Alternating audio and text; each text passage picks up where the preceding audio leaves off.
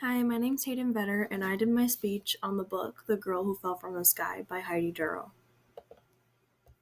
A summary of this book is that it's about a girl named Rachel Morse. She's originally from Chicago, and throughout this book, we learn that she went through a family tragedy, and at the beginning of the book, we get no information on it. All we know is that she is a sole survivor of the family tragedy and that her mom and her two siblings passed away. And throughout the book, you get a little bit more information on that, and eventually you come to find out what happens. I don't want to spoil it because it's actually a really good book, but they they fell out of a window is what you learn right away at the book, kind of, and throughout the book, it's showed what happens, and it's really interesting how the author chose to give all the events that happened.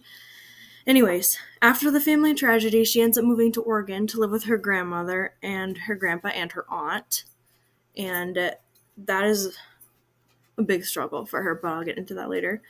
And then a big part of this book is just about her finding herself. She has a lot of intersections that I'll talk about, and she has a lot to learn about her identity, and it's really interesting. So her intersections, the first one is that she is biracial, and at her new school that she's at in Oregon, she's kind of, there aren't many biracial kids. It says I think there's two, and then I think she said she was friends with one fully white girl, and that was who she thought she fit in with, because the fully African American girls were kind of making fun of her for her having lighter skin, having blue eyes, and she went through a lot at that school getting made fun of for being biracial, so that adds a lot, I think, for her intersections. She gets bullied a lot, yeah. And then her age, she is young, so she faces a lot of pressure about how she should behave. She's very mature for her age, and her grandma tells her a lot, you don't need to talk like that, because she's smart. She's really smart. But her aunt always tells her too. She's like, you be smart. It's good to be smart. And her grandma's like, you need, you're beautiful. You have all this. You don't need to be smart. But her aunt encourages her to be smart, which I liked her aunt a lot. And then the biggest, I think, intersection of hers is that she lost her family, and that it was really hard for her, and you can really tell how much she struggles. She's not so used to living with her grandma and her aunt, and so it's very hard for her to come to terms with that and find herself in her new home, in her new family.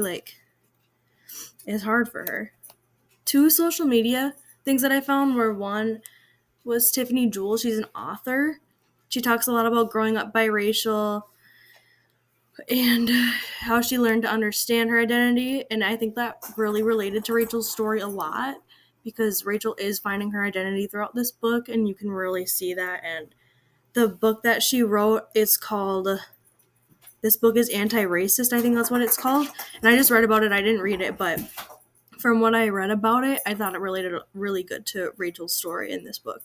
And then the second one I found was a girl named Haley Fan. I found her on YouTube, and she shared a lot about what it's like to be mixed and how people often categorize her incorrectly and how she struggles with that.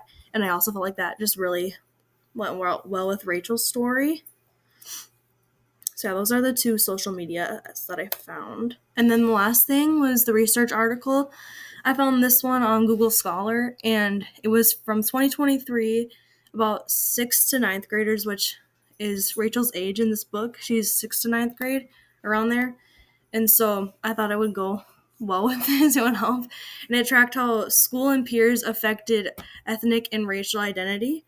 And then it said that racial or single race students with a positive school environment have a more positive ethnic and racial identity, and then multiracial students who also had the same positive environment had an unsupported ethnic and racial identity. Their pattern was not continuous. It wasn't a pattern like the single race students, where it wasn't a pattern. It was not supported. And then the study just showed that multiracial kids don't get the same identity support at school as other kids, and because of that, they're more likely to feel depressed later on, which the article actually showed a lot about that, and I thought it was really interesting.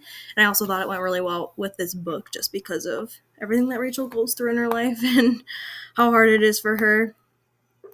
And I thought that this also like related to her story just because of the multiracial students having an unsupported ethnic and racial identity, because that's mostly what she struggles with, is the family and her race. Those are the two biggest things, I think. Then here are my sources. Thank you.